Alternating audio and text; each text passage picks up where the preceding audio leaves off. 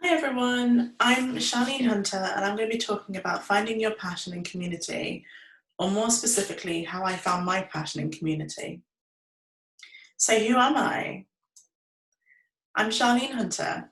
I'm the founder of Code in Black Females and I'm a lead engineer at Tech.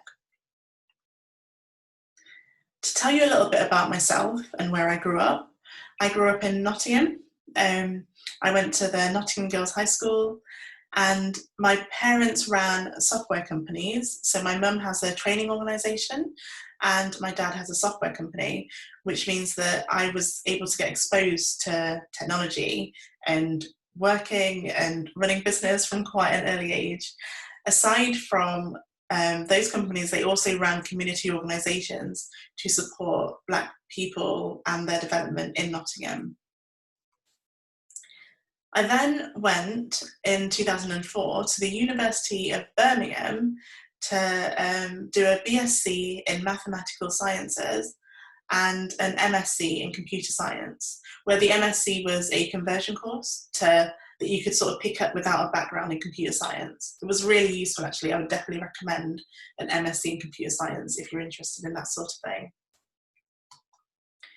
I moved to London in 2008 to start a graduate role as a software developer at what became BAE Systems.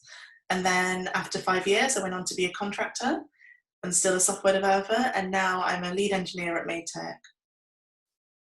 In 2017, I set up Code in Black Females. And then 2018, I set up Meetup and Code. So how did I get into tech? Where did that all come from? Why am I in tech at all? So I'll tell you a bit about my journey. When I was at school, I really enjoyed maths. I remember having quite a lot of maths challenges with my friends, which was loads of fun. And I also the first place I ever did any coding was on one of those BBC microsystem computers, which was really fun. I used to ask to stay in at lunchtime so that I could play on that. I don't think I really knew that I was coding. I just knew that I was writing lines of something and then something was happening. That's as much as I knew, but I knew that I was having fun and I would write little programs that I would sort of tell it about myself. So I'd be like, oh, hello, I am computer, name A, and what is your name? And then I would say my name and it would tell me that my name was amazing. And maybe it was a way of making friends. I did have other friends as well, though, like real life friends that weren't computers. I also really enjoyed breaking things and putting them back together. I was one of those children that would take the screwdriver out of my dad's toolbox and go and have a go at breaking things, including plugs, which I wouldn't recommend to do, but I used to just try and see what was inside everything. So I guess I was always quite curious. And as I said earlier, my dad owns a software company, and I think that that's actually a large reason that I'm in tech now without me really realising it. I used to go there quite a lot and have a go at building things. I'd also have a go at breaking things, although I don't think that was really appreciated. I would get to build computers, but I remember the time that I blew up a motherboard. But it was definitely good to have a good go at doing a bunch of stuff with software and hardware. It also meant that I got to work on coding projects during my summer holidays. And it wasn't just coding projects. I also got to do accounting and consultancy and all sorts of stuff. I think it's one of the benefits of having parents that run businesses. You can get pulled in any direction. Again, when I was doing my A-levels, that love for maths came back and I studied further maths and physics at A-level. And then, as I said earlier, I went on to do a maths degree at university. So naturally, the next step was to be an accountant.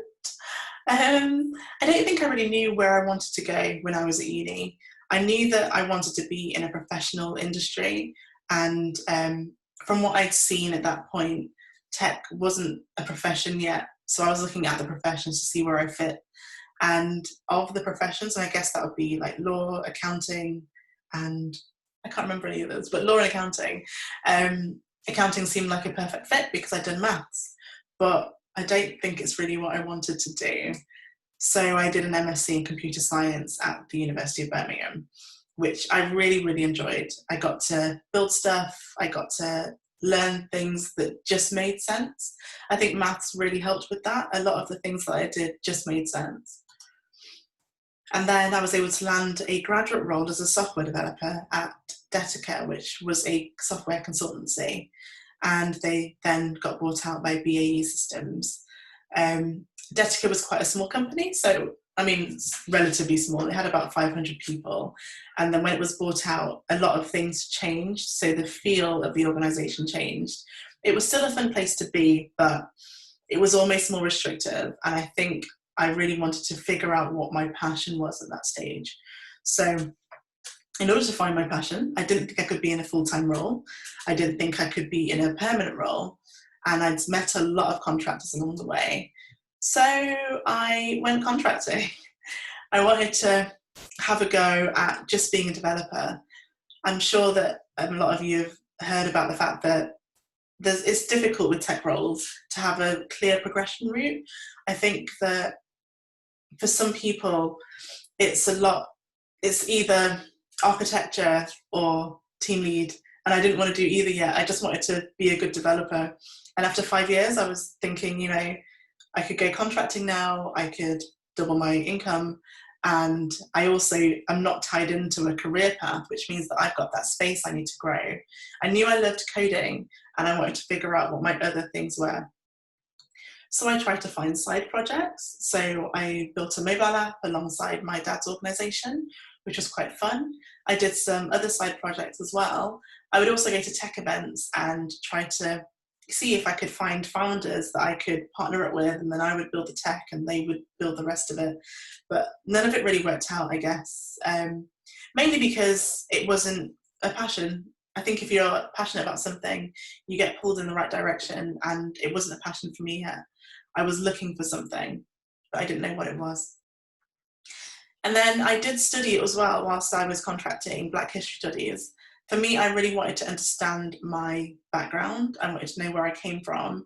I wanted to just build up that identity, really. So I did about 3 years worth of Black History Studies, which was really enjoyable, actually. I learned a lot, and I don't think that I would have the community that I have today without doing that. So yeah, I went on to create community. And what did that look like? That was Code Black Females in 2017 and Meetup and Code in 2018. And there's a huge heart in the middle because I love both of them. So Code Black Females was really about meeting other Black women in tech. I really wanted to know what their experiences were like. I wanted to meet some because I hadn't met any yet. And I wanted to make sure that we were able to pool our resources and share our resources and see each other, see what it was like. And Meetup and Code was a group that I set up along with one of my friends to just meet up and code with other developers. So we quite enjoyed meeting up with each other and coding. It's really hard not to say that once you've said it once. We used to quite enjoy meeting up and coding, and we just thought there must be other people that want this. So we created that group. So Code Black Females, what is it? I set it up to meet other Black women in tech because, like I said, I hadn't met any. I would go to tech events and not meet Black women. I would go to work and not meet Black women. And it's not that it was, well, I guess it was isolating. I just wanted to know what other people's experiences were like. And so I set the group up. So why Code Black Females? I guess to me it's a little bit obvious, but I created a Venn diagram so that you can understand it with me. I love coding. It's one of my really enjoyable things. I used to tell my friends that I really just wanted to skip to work because I was having so much fun. And I wanted to meet other Black people in tech, and I wanted to meet women in tech as well. Obviously, there are a lot of women in tech groups, but again, if you go to those, you don't meet many Black women. And there weren't really any Black tech events at the time either. So I wanted to create a space for Black women who loved to code or who wanted to code. So yeah, as I said, I love tech events. I enjoyed going to them. I enjoyed coding at the weekend, and I wanted to help encourage and support other people to do it too, because I love it. I was also inspired by Hidden Figures. I watched the film, and that night I went onto the Meetup website and I set up the group. It was definitely something I had to do. I wanted to see what other people's experiences were like, and I also wanted to make sure that we weren't hidden figures and that we could at least tell each other about the film. That was really important to me. I also enjoyed learning about Black history, about where I came from, and I wanted to impart some of that on other people if they hadn't had that. And obviously there's the good side of enjoying some bits, but obviously there's also a lack of Black people in tech, and I wanted to change that and meet other people in the space, and also just to hear if other people had experienced microaggressions and racism like I had. And again, there's a lack of women in tech, so I wanted to meet women in tech who were like me, and I wanted to know what their experiences could have been with sexism and what their solutions were.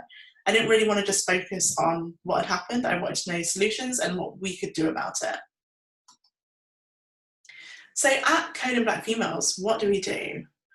At the beginning, we met up in bars. Now we do a lot.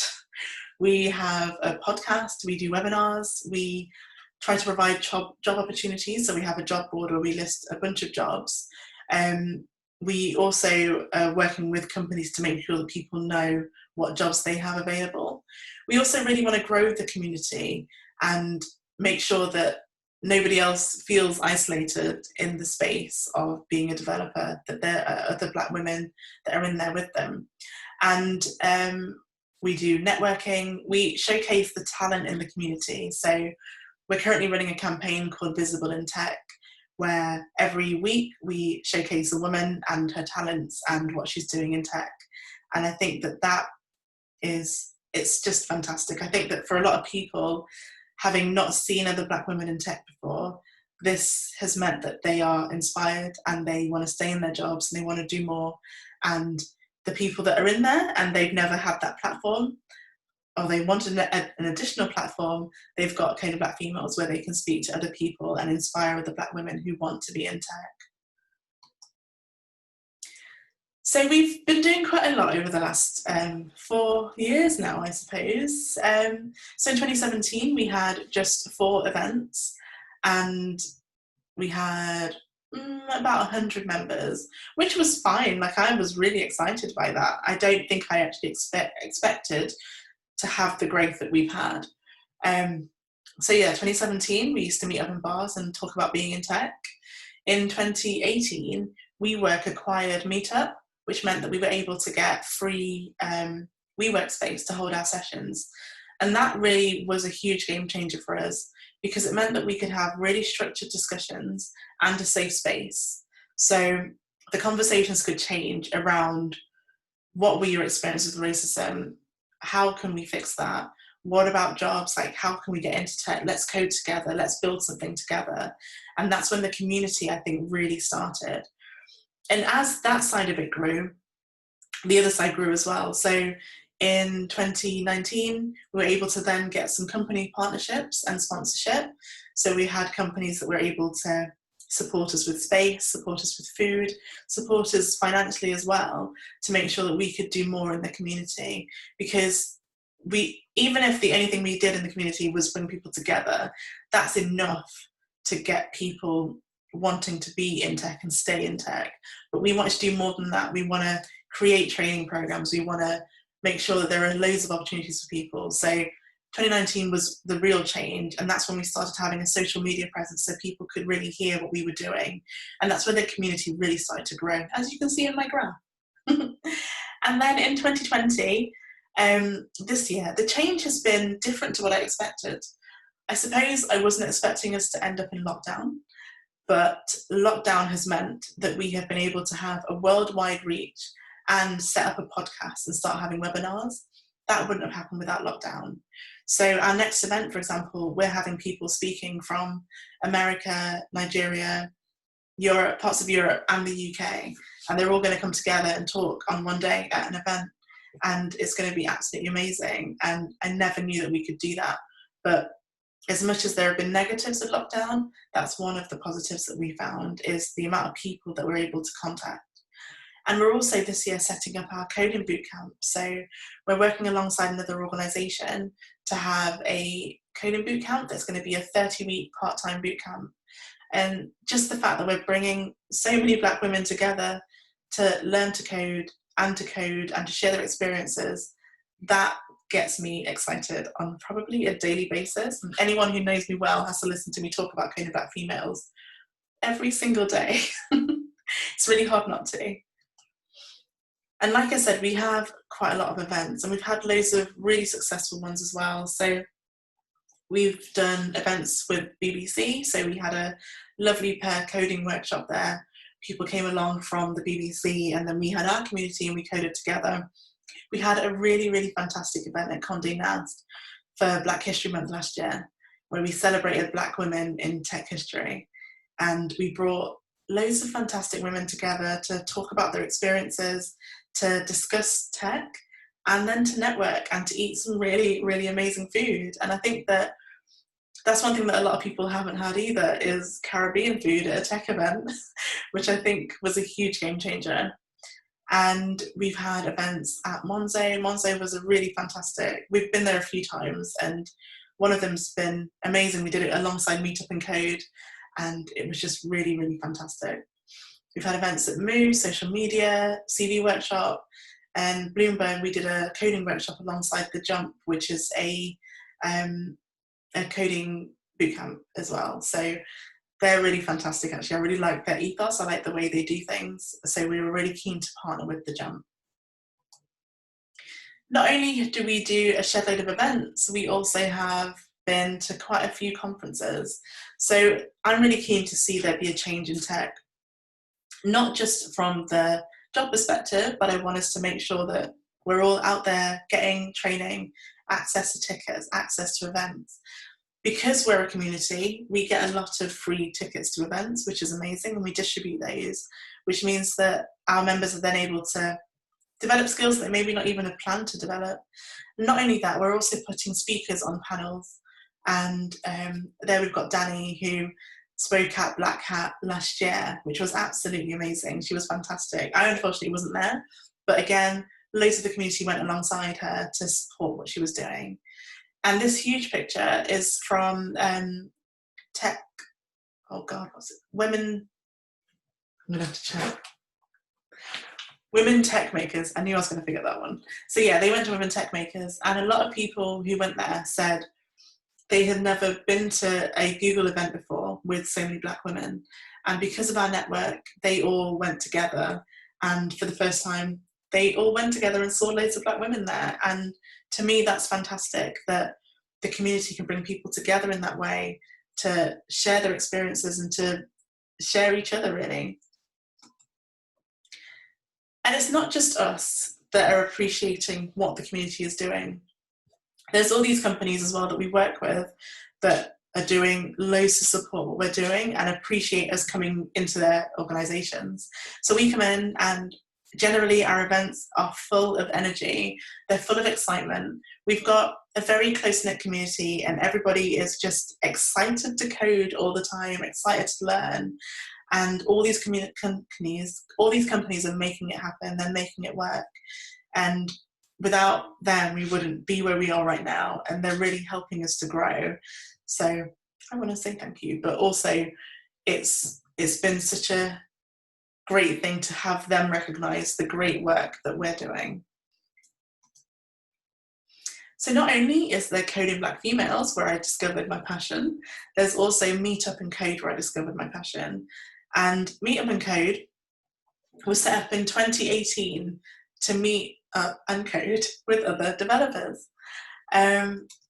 I actually set that up with one of my friends, so that's my friend John, and we used to meet up at the weekends to have what we'd call laptop loser time, LLT for short, so that no one knew that we were meeting up to have a laptop loser time.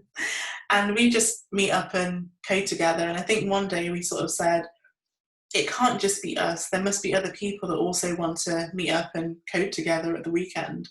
So we created a meetup, And now we have over 1,000 members, all wanting to come out, well, not all of them, about 10 of them at a time probably, wanting to come out and meet up once a month to just code together, which is really, really lovely. And it's not just about code, it's about support as well. So we have people working together, supporting each other, either on learning or projects. We've had, like I said, the amazing event at Monzo, and we have a bunch of other companies that let us go into their premises, their offices, quite regularly and just code together either after work or at the weekends, which is amazing.